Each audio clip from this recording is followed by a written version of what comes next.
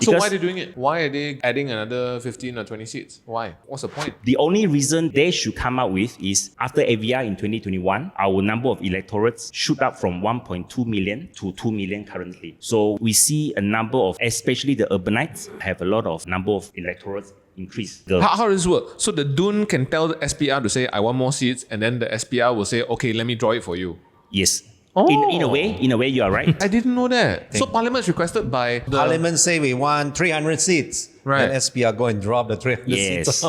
So like in Sarawak case right now, Sarawak DUN have passed and gazetted only a week after. It was built table on the 7th. Gazettement is on the 15th. Which is like super very fast. Yeah. So based on 2015 delineation, the period is like a month later. At least still fast, but this round is super fast. So we suspect they want to expedite the whole thing. I'm still not clear as to like why adding these seats. Does it make it easier to win or what? Most of the political party, they want to, in a way, reward their members. Meaning to say, you help me a lot. You help me a lot. I reward you by putting you to become the councillor in the local government. I'll appoint you. Then if you want higher responsibility, maybe I can put you to be the candidate in respective DUN. If you win, then you become Yang Berhormat. So that's why now in Sarawak, if we increase to 99, which is already passed, that is something that we cannot reverse back. We will have 99 Yang Berhormat ADUN di Sarawak sahaja out of 600. So that's 15 extra seats to reward 17 people with, or 17 extra seats to reward people with. Okay. Do you concur with that? Yeah, it's because in Sarawak, the ruling coalition, it's always assured of its winning, right? You wouldn't have so-called a freak result, namely the opposition could win and so on. Because of that, then it would appear that the only justification of doing so is to, create more seats so that you have more ADUNs for so your there's various not parties. really... So of course, you will see Sarawakian political members, they will say, urban is hard to reach. Urban are geographically shouldn't be the is one of the consideration factors. But also, I mean, in Sabah and Sarawak, there's a unique difference because there's so many different cultures and races, and so they need representation, right, in each of their own areas as well. So it kind of does make sense for them to have more seats than say Selangor, where everyone's Malay, Chinese, Indian, and Nah, I don't know. I would disagree with that. I would not know. That I don't think it's one of the criteria. You don't think so? The Constitution. I mean, we may like to have that, but it's not one of the overriding prerogative in constitutional considerations. I think in the Constitution, the main consideration indeed is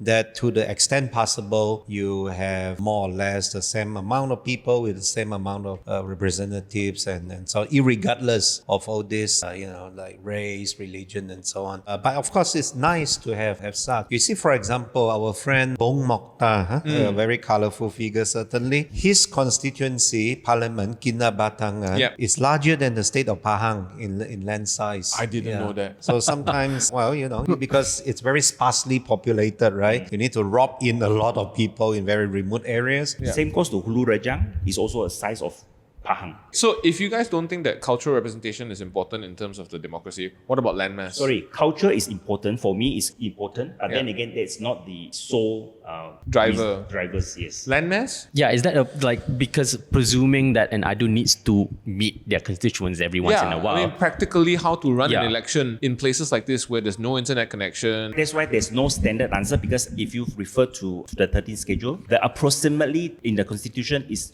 they will only write approximately equal values. So what is approximately? That's why we NGO, we come out with plus 15 minus 35, 33%. Meaning to say, urban setting, we may focus smaller area, but because due to their concentration of people, so we have smaller scale. Is this a global standard, the plus 15? No, it's up to SPR to set the standard actually. Okay. So we actually also demand SPR to set standard that acceptable by everyone. So let them set the narrative, let them set the standard. So it applies not only to Sarawak or maybe to Sabah and also to Semenanjung. Still go back to the delineation thingy, because now after SPR is going to pamer the recommendation. So if there's any fellow Sarawakian or your friends are from Sarawak, please ask them to sign up as an objector, because electoral objectors, you can go to Rose social media. We already published the link so that you can sign up as objector if you think that your area was affected and you want to object to SPR drawing you can do so. Oh, that's very Here. interesting. I did not even know that you can actually object to SPR's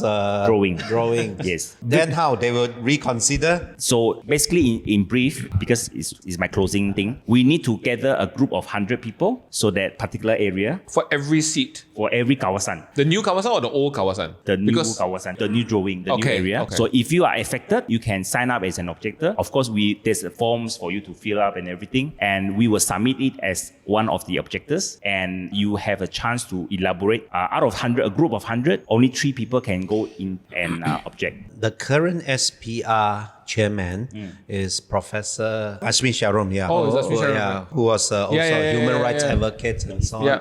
Let us hope that you have the wisdom to make all this adequate as well as fair ruling. The current Yeah. 7 commissioner, 3 of them, at least 3 are of the human rights side. Have a human rights so we background, hope okay. that they will be able to produce something fair for the rakyat lah. Hashtag pressure, no pressure.